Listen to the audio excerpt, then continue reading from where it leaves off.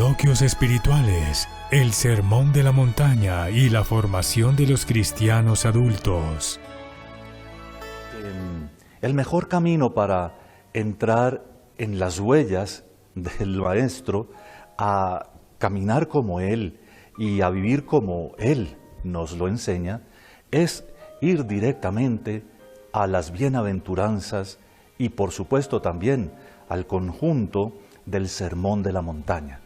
Es decir, en los capítulos 5, 6 y 7 de Mateo, encontramos todo lo que Jesús estableció, si podemos decirlo de esa manera, como nuevo Moisés, como nuevo legislador, en el sentido amplísimo y bellísimo, en el más profundo de la palabra, para su reino, para el reino de Dios.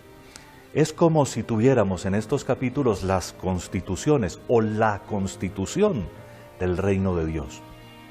Como ustedes verán, no se parece a una constitución política porque no negocia con nadie, no establece solo unas coordenadas, sino que propone unos gestos, unas actitudes que Él mismo, llevándonos la delantera, ya ha vivido y ya nos ha propuesto.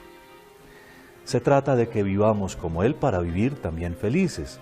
Esa es una dimensión de nuestra fe que no podemos suprimir y seguramente algo que muchos en este mundo buscan cuando hacen cualquier cosa, su propia felicidad. Espero también que con el paso del tiempo y con las enseñanzas cristianas encontremos que la verdadera felicidad, esa que nadie nos puede quitar, ni aunque nos arranquen la cabeza, esa pasa por la cruz de Jesús y no habrá otra posibilidad. Pero eso lo veremos poco a poco. Ahora dediquémonos a aquello que me parece que el Señor nos pide tanto a este servidor como a ustedes, que repasemos, que profundicemos, pero sobre todo que hagamos vida de nuestra vida. Caminar sobre las huellas de Jesús es asimilar, no solamente escuchar, no solamente creer, no solamente ponderar si hubiera expresiones que son bonitas en sí mismas, sino asimilar, es decir, hacer vida de nuestra vida lo que Jesús nos enseña.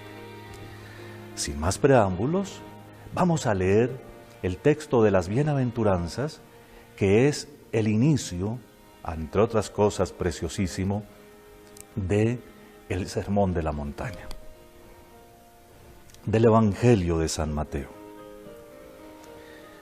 Viendo a la muchedumbre, Jesús subió al monte, se sentó y sus discípulos se le acercaron. Y tomando la palabra les enseñaba diciendo: Bienaventurados los pobres en el espíritu, porque de ellos es el reino de los cielos. Bienaventurados los que lloran, porque ellos serán consolados. Bienaventurados los mansos, porque ellos poseerán en herencia la tierra. Bienaventurados los que tienen hambre y sed de la justicia, porque ellos serán saciados. Bienaventurados los misericordiosos, porque ellos alcanzarán misericordia. Bienaventurados los limpios de corazón, porque ellos verán a Dios. Bienaventurados los que trabajan por la paz, porque ellos serán llamados hijos de Dios. Bienaventurados los perseguidos por causa de la justicia, porque de ellos es el reino de los cielos. Bienaventurados seréis cuando os injurien y os persigan, y digan con mentira toda clase de mal contra vosotros por mi causa. Alegraos y regocijaos, porque vuestra recompensa será grande en los cielos. Pues de la misma manera persiguieron a los profetas anteriores a vosotros.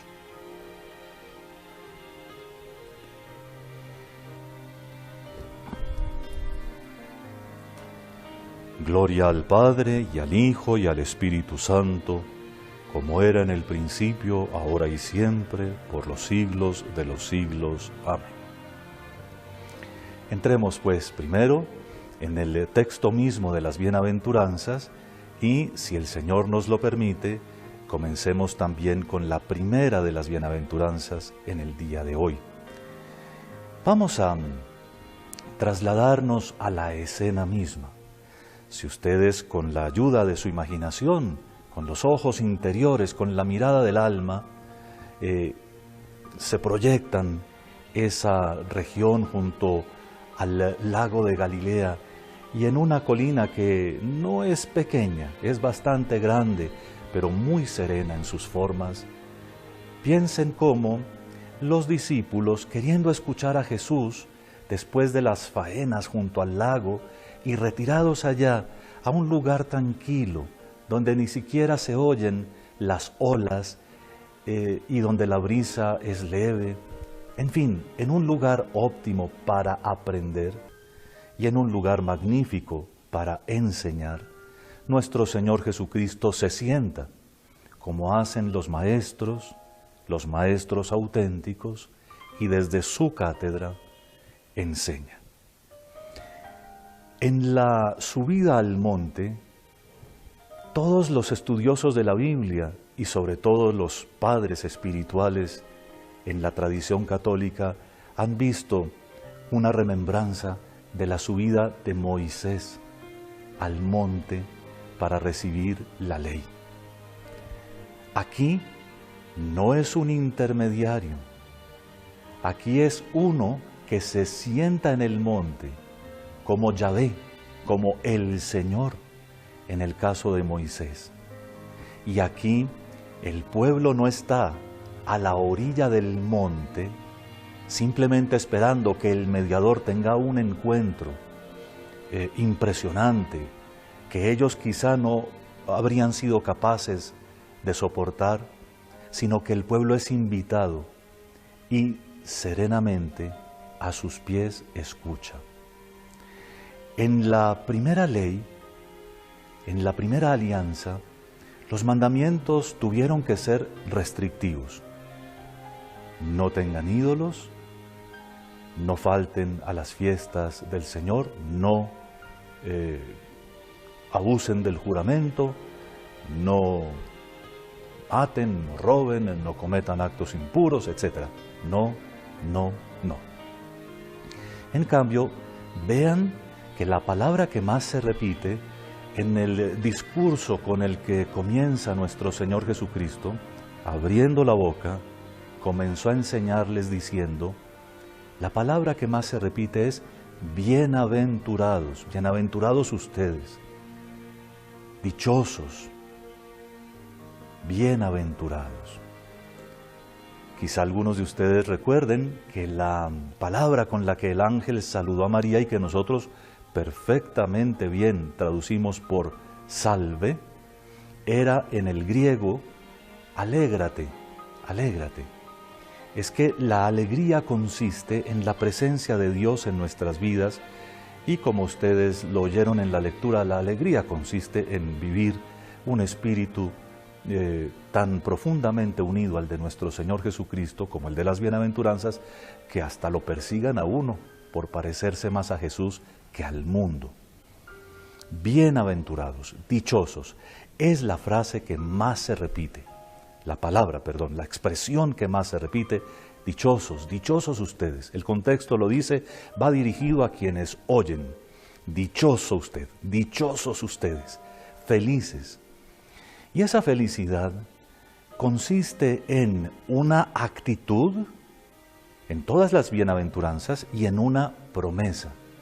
Bienaventurados ustedes por esta actitud, porque heredarán o tendrán esta promesa, se les cumplirá esta promesa.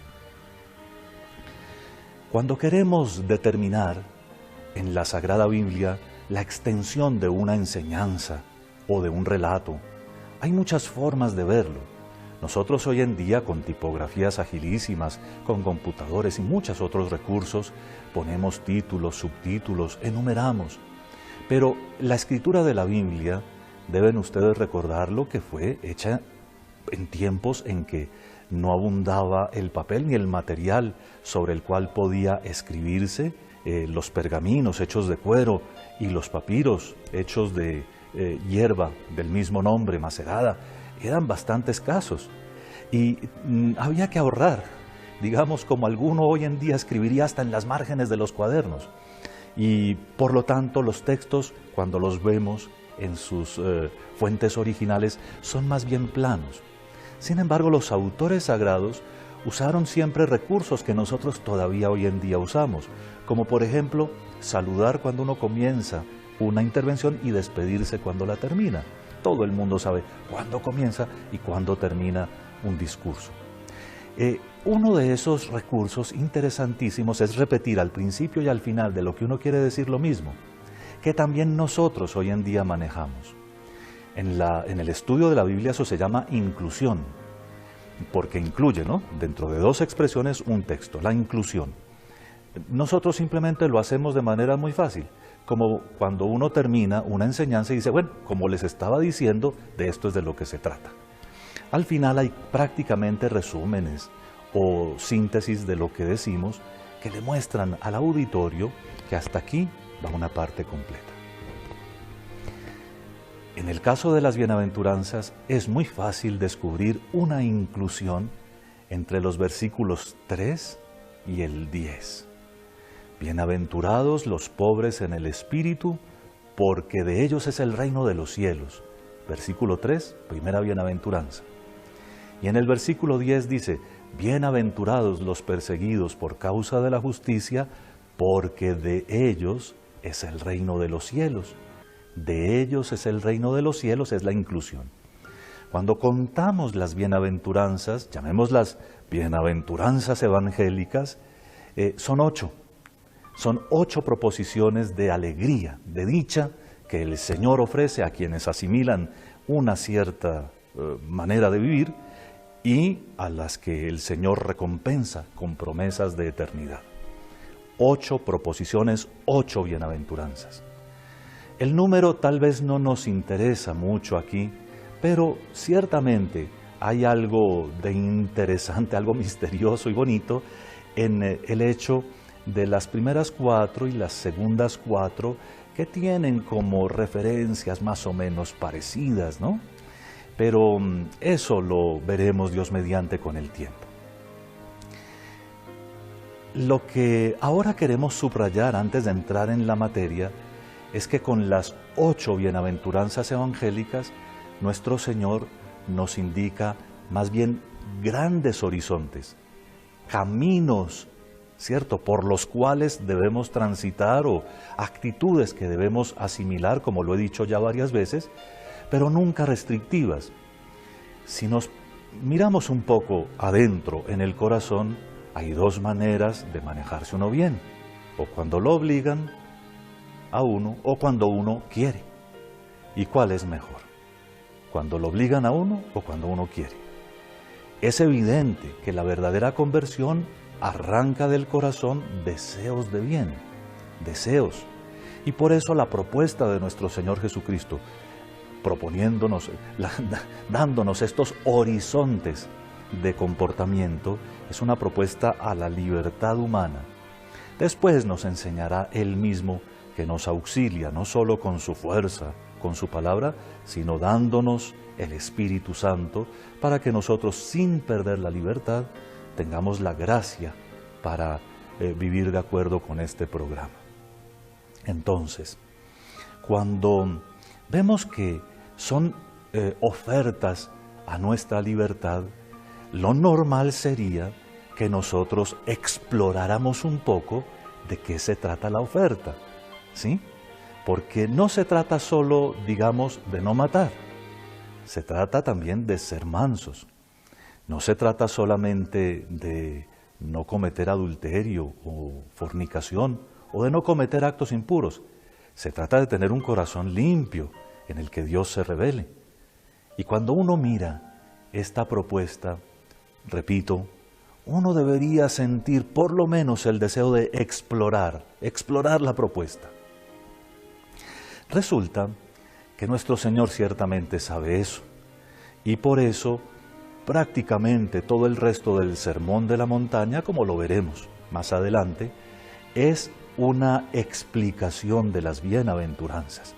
Inclusive, como lo podrían leer ustedes a continuación, la explicación que Jesús hace de algunos mandamientos y de algunas figuras de la ley antigua es siempre una aplicación de las bienaventuranzas a los mandamientos para que uno vea que, como les dije en estos dos casos, no es solo no matar o no es solo no cometer adulterio, es mucho más. Los horizontes son mucho más grandes. Cada uno de nosotros, en este sentido, como con las parábolas que Jesús nos da, podría y debería encontrar las consecuencias, porque cada vida es distinta, y entonces lo que una bienaventuranza le reclama a uno para alcanzar la dicha prometida, se lo reclama a otro de otra manera. Las generalidades sobre las bienaventuranzas nos ocuparían un tiempo muy largo. Siempre hay en las bienaventuranzas una llamada, una oferta de esperanza, pero si ustedes se fijan en la primera y en la octava, es una afirmación de presente. Es de ellos el reino de los cielos. En las otras, pues sí, los que lloran serán consolados, los mansos heredarán la tierra, los que tienen hambre y sed de justicia serán saciados, los misericordiosos alcanzarán misericordia, los limpios de corazón verán a Dios, los que trabajan por la paz serán llamados hijos de Dios. Pero en cambio, los pobres en el espíritu, de ellos es el reino de los cielos, y los perseguidos por causa de la justicia, de la cuarta bienaventuranza, por causa de la justicia, de ellos es el reino de los cielos. Termino con dos expresiones que voy a desarrollar después y seguramente en otros programas, si Dios quiere y ustedes quieren seguirnos acompañando. Y son estas. La primera es que en las bienaventuranzas, según nos lo enseñan los maestros espirituales, pero también, como ustedes lo podrán ver, se retrata a nuestro Señor Jesucristo. En las 8 bienaventuranzas prácticamente podríamos encontrar puertas de acceso al misterio de Cristo, al conocimiento profundo de quién es Jesús, de cómo se maneja Él delante del Padre y de nosotros, y por lo tanto también una experiencia de fe. Las bienaventuranzas, si ustedes lo quieren, son como el álbum de fotografías de nuestro Señor Jesucristo. Ahora ya no se usan álbumes sino archivos, pero entonces cada uno de ustedes haga la aplicación a su mente y en la fototeca de Jesús están estas 8 fotografías que nosotros debemos siempre mirar. Al que se ve en el fondo en cada bienaventuranza es a Jesús. Y la otra anotación que quiero hacerles es absolutamente práctica y pedagógica. Es que las bienaventuranzas debemos saberlas de memoria. Debemos quiere decir debemos. Y permítanme que se los diga de esa manera porque me parece por lo menos un poquitín escandaloso que gastemos tantas energías en enseñarles a los niños los mandamientos y no en enseñarles la nueva ley, la configuración del reino de Dios, que es lo que los hace específica y explícitamente cristianos. Es verdad que nuestros catecismos tienen la buena voluntad de enseñar los mandamientos de acuerdo con las enseñanzas de Cristo, pero también es cierto que si, por ejemplo, comparamos, no igualamos, un niño católico con un niño hebreo, el niño hebreo se sabe también los mandamientos y se los sabe en hebreo, porque es parte de su aprendizaje, saber de memoria algunas partes de la Biblia. Nosotros no sabemos los mandamientos en la versión del catecismo y nos los sabemos a veces con explicación y a veces sin ella. Encuentra uno tanta ignorancia religiosa. Y sin embargo, allí no se agota la revelación sobre los comportamientos que Dios espera de nosotros para darle gloria. Porque finalmente nuestros comportamientos no son para ornato personal, sino para la gloria de Dios. Y en ese sentido, las bienaventuranzas que nos muestran los horizontes de la vida cristiana deberían ser aprendidas por todos y, repito, un verbo que ya he usado varias veces, asimiladas, hechas vida de nuestra vida. Esas son como las generalidades. Habría muchas otras, de tipo literario, de tipo espiritual, de tipo teológico, pero vamos a reservarnos esa introducción y que es suficiente, y ahora demos un paso y expongamos la primera bienaventuranza. Estás viendo Coloquios Espirituales, el Sermón de la Montaña y la formación de los cristianos adultos. Estás viendo Coloquios Espirituales, el Sermón de la Montaña y la formación de los cristianos adultos. Pues, muy queridos hermanos, tengo para mí que la sola bienaventuranza de la pobreza nos podría ocupar muchísimos programas de estos. Y no solo nos podría ocupar muchísimos programas, sino que si la hiciéramos la única en nuestra vida, creo que con eso alcanzaríamos a captar todas las dimensiones de la vivencia del Evangelio. Como es tan importante, por eso tiene poca propaganda o mala propaganda. La traducción habitual de esta bienaventuranza es: bienaventurados los pobres de espíritu, porque de ellos es el reino de los cielos. Y una cierta manera de hablar de nuestra gente ha identificado la pobreza de espíritu con la falta de captación de la realidad, con la estupidez. Pues resulta que así no es. Resulta que es todo lo contrario. Una precisión que no hace irrelevante, las traducciones son casi todas válidas, pero literalmente la bienaventuranza dice, en el griego, dice: bienaventurados los pobres en el espíritu, porque de ellos es el reino de los cielos. Como la mayoría de ustedes sabe, por los estudios de Biblia que Dios me permitió realizar como especialización universitaria durante varios años, y por el gusto que tengo por la palabra de Dios y por la meditación de la misma, pues me he fijado mucho en estos detalles y en estos asuntos. Y hoy puedo ofrecerles una síntesis personal sencillísima. Lo que la expresión bienaventurados los pobres de espíritu o los pobres en el espíritu quiere decirnos en últimas es: dichosos los que asimilan las virtudes de los pobres. Dichosos los que hacen vida de su propia vida la sencillez, la humildad, la dependencia de Dios nuestro Señor, la certeza y la confianza en la actuación de Dios y en su providencia infinita. Bienaventurados los que tienen, los que asimilan un espíritu de pobres, un espíritu. Esto no quiere decir para nada, en el conjunto del Evangelio lo entendemos, que nuestro Señor bendiga o promueva la miseria. Tampoco quiere decir que una cierta pobreza de tipo político o sociológico sea bendecida por el Evangelio o que yo la esté predicando. Líbrenos el Señor de un equívoco como esos. Dios nuestro Señor quiere que todos crezcamos, que progresemos según lo que desde la primera página de la Biblia aparece como el plan de Dios sobre cada persona humana, y por lo tanto las situaciones de miseria en donde se pierde la dignidad de una persona o se rebaja o pierde oportunidades no son queridas por Dios.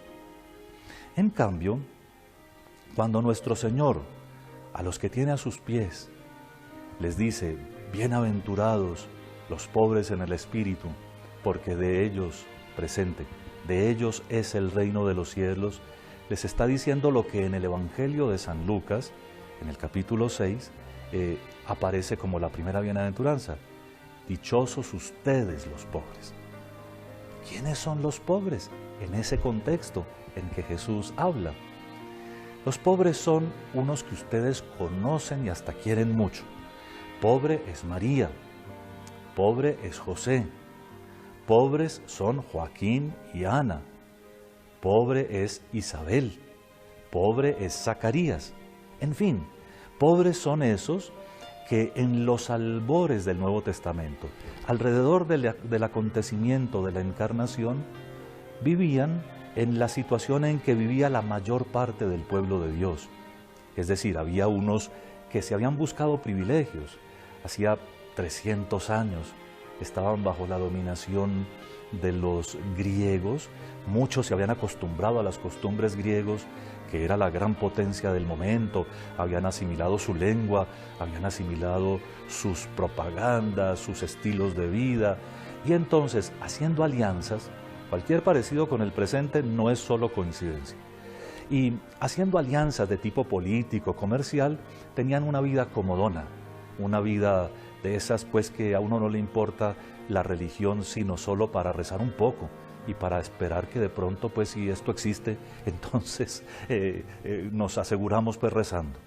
Los profetas habían hablado mucho sobre eso, pero el corazón humano a veces se aprisiona en su propio yo y lo único que quiere es con codicia vivir bien sin importarse de los demás y sobre todo sin una religión pura y sincera ante Dios nuestro Señor, como tratando a Dios como si fuera una idea o una cosa o algo para la vida privada, como quieren hoy en día algunos. Pues bien, los pobres eran los que no vivían en ese mundillo, en el mundillo del chisme, de los comentarios, de las alianzas, del tráfico de influencias, y por lo tanto, pues un poco aislados de todo eso, hacían lo que todo el mundo hace: vivir de su profesión, luchar, trabajar, a veces cuando el pueblo tenía situaciones calamitosas, vivir la calamidad de todo el mundo pacientemente, pero eso sí, porque no tenían seguridades humanas, ponían su confianza en Dios. Eran los que más oraban, los que acudían humildes a arrodillarse en las bancas de una iglesia como la nuestra, mejor dicho. Estoy haciendo posturas, pues, trayendo al presente lo que fue en el pasado. No había templos, por supuesto, como los nuestros, pero serían los que hoy vienen humildemente a postrarse ante el Señor, se arrodillan en una banca, piden lo que necesitan para cada día, en fin, los que entienden el Padre Nuestro existencialmente. Los pobres, entonces, eran esa clase que podía, porque no tenía amarres ni cosas extrañas, podía seguir a Jesús, seguramente no todos los días, eso no es lo que dice el Evangelio, pero cuando podían congregarse, lo seguían con gusto, lo escuchaban con gusto.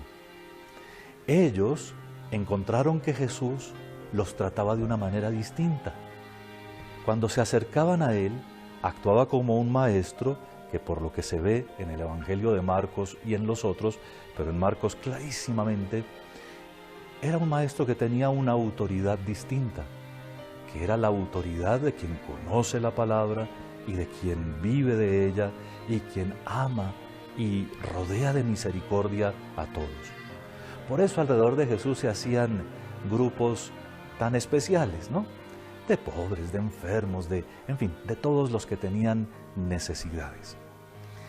Los pobres en el espíritu, cuando uno con los ojos de la imaginación ve a Jesús predicándole a esa multitud, son entonces aquellos que no solamente viven la pobreza como una fatalidad, sino que asimilan lo bueno de ella. No son los pobres en el bolsillo, sino los pobres en el espíritu, los que son dichosos. ¿Y qué es lo que hay que asimilar de todas esas situaciones que viven ellos? Pues vean, la certeza de, por ejemplo, que hoy estamos vivos, hoy nos estamos escuchando porque Dios es bueno y misericordioso. Claro. El espíritu del pobre dice que hoy estamos vivos porque Dios así lo ha permitido, porque en una historia breve o larga, tanto ustedes como yo hemos sido salvados de muchas cosas y Dios ha querido que estemos aquí. ¿A cuántos de ustedes que hoy me escuchan no podríamos pedirles un testimonio que darían seguramente con gusto de las pobrezas, aún materiales, por las que han pasado y de cómo Dios en esos momentos no los dejó morir de hambre? Pero más, cómo Dios en este momento les muestra que Él ha conducido su historia personal para ponerlos aquí donde están y para que comiencen a vivir una vida nueva. Pues esos son los pobres. Los pobres y los que asimilan el espíritu de la pobreza son entonces los que dependen de Dios para todo. No importa que sean cosas chiquitas, no importa que sean científicos. Hoy en día se ha vuelto de moda en algunas columnas de algún periódico que trato de leer para estar actualizado, decir que porque somos científicos no se necesita Dios ni la intervención divina. Eso, además de ser ridículo, porque mezcla órdenes de pensamiento, el orden científico con el orden de la sabiduría profunda, pues muestra que las personas tienen un proyecto, ¿no? Una agenda para, con sus escritos, comenzar a demoler los fundamentos de la fe de las personas, que no son racionales, que son sobre todo experiencia de la palabra que se escucha y del corazón que se ilumina. Los que tienen espíritu de pobres, los que asimilan como espíritu propio la pobreza, son los que saben que Dios es el creador del mundo y que nosotros somos criaturas. No hay más pobreza que esa. Saber que Dios es creador y que yo soy criatura y que por lo tanto yo dependo del creador. Una de las cosas más delicadas del mundo contemporáneo es que ya no quiere depender de nadie, pero eso es secundario porque lo peor de todo es que no quieren depender del creador. Algunos ni siquiera con la evidencia biológica aceptan su condición sexual. Algunos ni siquiera con la claridad del mandamiento no matar hacen juegos mentales para justificar o autojustificarse en el crimen de niños no nacidos. En fin, vemos que muchos han querido vivir y están viviendo hoy una vida en la que explícita o implícitamente Dios ya no cuenta. Dios no es Dios. Pero el pobre de espíritu, o el que tiene la pobreza asimilada, el que ha asimilado los valores de la pobreza evangélica, sabe que Dios es el creador, que dependemos de Él en todo momento y para todo, el aire que respiramos, los alimentos que recibimos, la historia misma que se desarrolla en la presencia de Dios, aunque Él no está interviniendo en cada momento, es una historia que Él sabe cómo conducir por los caminos de nuestra libertad hasta su glorificación plena. En fin, los pobres en el espíritu saben que Dios ve por sus necesidades. Lo veremos cuando lleguemos al capítulo 6 del Evangelio, de este mismo Evangelio de San Mateo, y ustedes verán cómo nos enseña el Señor que Dios nos cuida.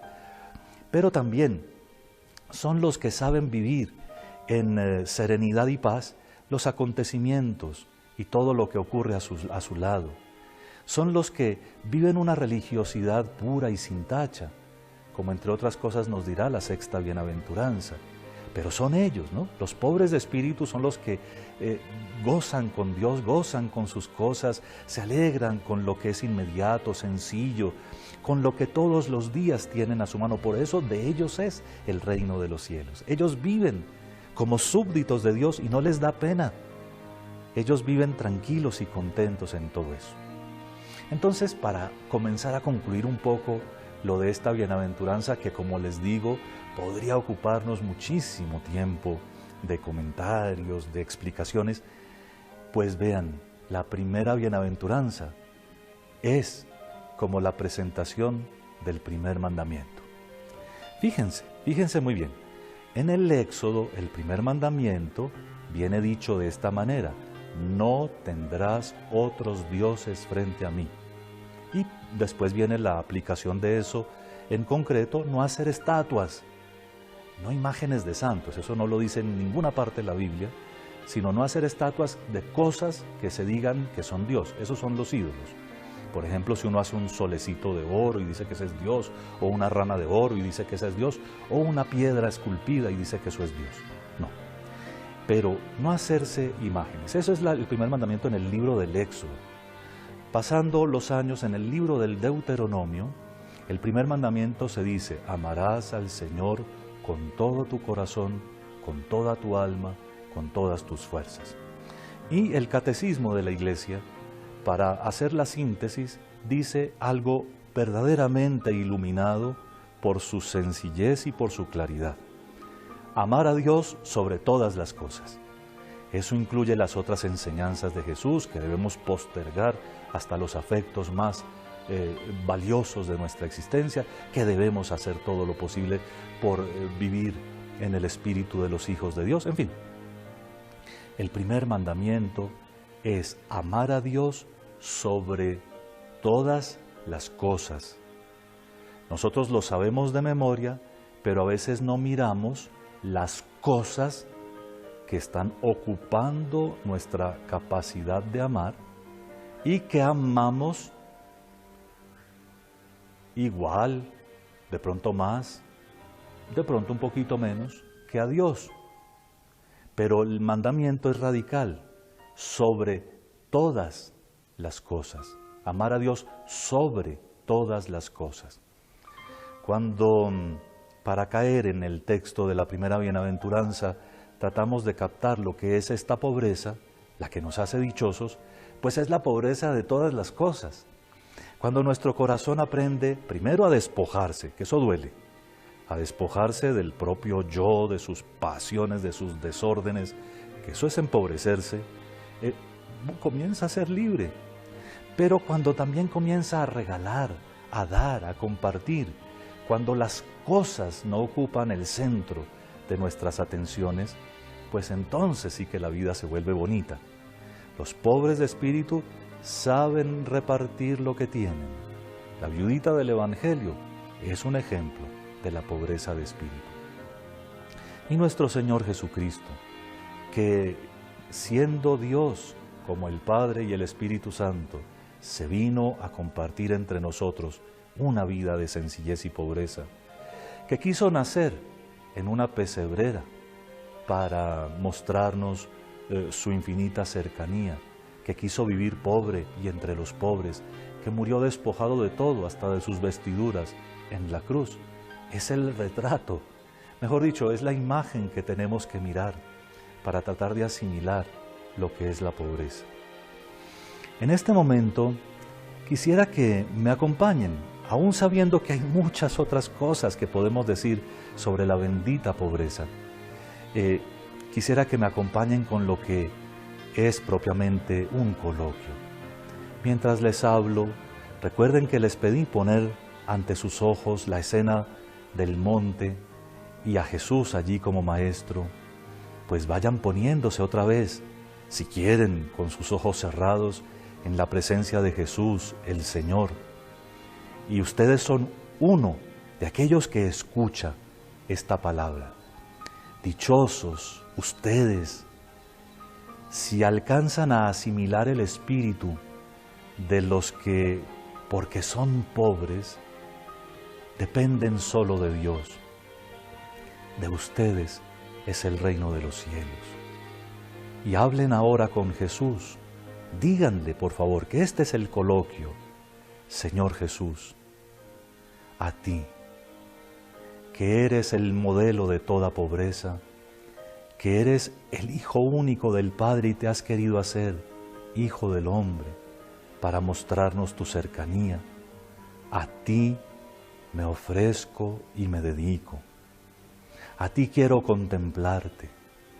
He oído de tus labios esta palabra y quiero asimilar lo que tú me pides que asimile. Quiero amar a Dios con todo mi corazón, con toda mi alma, con todas mis fuerzas, con todo mi ser. Y quiero amar al prójimo como a mí mismo y repartir mis bienes en la medida de lo posible y de lo que es prudente con los que me rodean, mis bienes espirituales e intelectuales, mis bienes de personalidad, de carismas, todos los bienes de los que tú me has dotado como persona humana, pero también mis bienes materiales. Quiero pedirte que nunca sea yo ni soberbio, ni fanfarrón, ni codicioso, y que en la administración de los bienes de este mundo tenga la conciencia de que todo lo he recibido de ti y de que por lo tanto nada es mío, todo es tuyo. Señor Jesucristo, enséñame la bendita pobreza, enséñame a vivir como tú, enséñame a vivir como tu Santísima Madre y como los santos, de tal manera que encuentre mi alegría también en esta tierra, perteneciendo completamente a tu reino de amor. Y si con estas palabras u otras parecidas, ustedes, después de que clausuremos nuestra conversación, nuestro coloquio por este medio, siguen hablándole a Jesús, sobre todo si siguen tratando de contemplar las escenas de Jesús con los pobres y de valorar los sentimientos de los pobres por Jesús y por el Padre, entonces ustedes entrarán en la dinámica verdadera y profunda de estos coloquios. Volveremos sobre la pobreza en algunos programas cuando repasemos, como ya les dije, el capítulo 6 de este mismo Evangelio. Por ahora, quisiera dejarles unos minutos, si ustedes tienen a bien y quieren hacerlo, para que me presenten, si las tienen, algunas preguntas. Si no, estén muy tranquilos. Y por supuesto que al tratar de interpretar las bienaventuranzas y de aplicarlas a nuestra vida, por favor nunca olviden a la Santísima Virgen María, y contemplando también su presencia tan bella en las páginas de la Biblia, discretísima pero completísima también, pues entonces vean cómo ella es el modelo, el ideal de todo cristiano, y que precisamente lo es porque vivió sobre las huellas de su Hijo. Esta primera bienaventuranza las encierra todas, y esta primera bienaventuranza de verdad nos abre caminos de mucha felicidad. Yo quiero dejarlos con esta consideración hasta dentro de 8 días y pedirles el favor que hagan alguna experiencia de pobreza evangélica. Hagan una experiencia concreta, ustedes mismos impóngansela o propóngansela y háganlo esta semana y evaluamos, porque seguramente encontrarán que no hay más alegría que darle a Dios lo que le corresponde en tiempo, en trabajo, en dinero, a Dios. Nuestras ofrendas en las parroquias siempre hacen falta. Y darle al prójimo lo que corresponde, nuestra sonrisa, nuestra acogida y las obras de caridad, las obras de misericordia que siempre hemos privilegiado. Así nuestros coloquios espirituales tendrán mucho fruto, tendrán un espacio para que encontremos a Dios y hablemos con Él, y tendrán un compromiso de vida que debería hacer que nuestra vida sea cada vez más de discípulos que caminan sobre las huellas del Señor, sobre las huellas del Maestro. Que sea Él quien los bendiga, mientras yo de corazón, con mucho cariño, imparto a todos ustedes mi bendición en el nombre del Padre, y del Hijo, y del Espíritu Santo. Amén. Coloquios espirituales, el sermón de la montaña y la formación de los cristianos adultos.